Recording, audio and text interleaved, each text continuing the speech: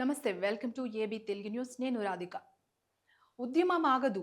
జంతర్ మంతర్లో పోరాటానికి కొత్త మలుపు. అభిజిత్ దిస్పే కీలక ప్రకటన. పర్యావరణ పరిరక్షణ కోసం కొనసాగుతున్న ఉద్యమం మరింత ఉధృతం కానుందని కాక్రోచ్ జనతా పార్టీ వ్యవస్థాపకుడు అభిజిత్ దిస్పే స్పష్టం చేశారు. ప్రముఖ పర్యావరణ ఉద్యమకారుడు సోనాం వాంగ్చుక్ ఆరోగ్య పరిస్థితి దృష్ట్యా ఆయనను ఆసుపత్రికి తరలించినప్పటికీ ఉద్యమం ఎట్టి పరిస్థితిలోనూ నిలిచిపోదని ఆయన ప్రకటించారు. ఉద్యమ లక్ష్యాలు సాధించే వరకు పోరాటం కొనసాగుతుందని స్పష్టం చేశారు. ఈ సందర్భంగా అభిజిత్ దిస్పే కీలక ప్రకటన చేశారు. సోనాం వాంగ్చుక్ స్థానంలో తానే ఇక నుంచి నిరవధిక నిరాహార దీక్ష చేపడుతున్నట్లు వెల్లడించారు.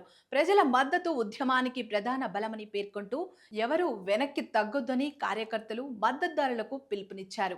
పర్యావరణ పరిరక్షణ కోసం జరుగుతున్న ఈ పోరాటంలో ప్రతి ఒక్కరూ భాగస్వాములు కావాలని కోరారు. ఈ రోజు నుంచే నా నిరాహార దీక్ష ప్రారంభమవుతుంది. ఉద్యమ స్ఫూర్తిని కొనసాగించేందుకు ప్రతి ఒక్కరూ జంతర్ మంతర్కు చేరుకోవాలని, మన లక్ష్యాలను సాధించే వరకు పోరాటం ఆగదు. జూలై 20న నిర్వహించాల్సిన పాదయాత్రను కూడా యథావిధిగా కొనసాగిస్తాం అని అభిజిత్ దిస్పే ప్రకటించారు.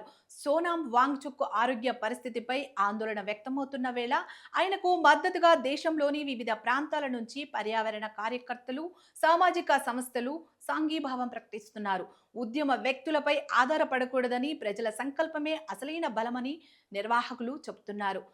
జంతర్ మంతర్లో ఉద్యమానికి మద్దతుగా పెద్ద సంఖ్యలో ప్రజలు తరలి వచ్చే అవకాశం ఉందని నిర్వాహకులు భావిస్తున్నారు.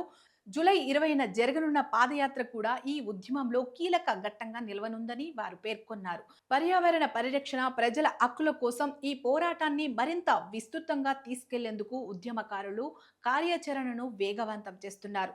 దీంతో ఈ ఉద్యమం రాజకీయంగానూ, సామాజికంగానూ మరింత చర్చనీయాంశంగా మారే అవకాశాలు కనిపిస్తున్నాయి.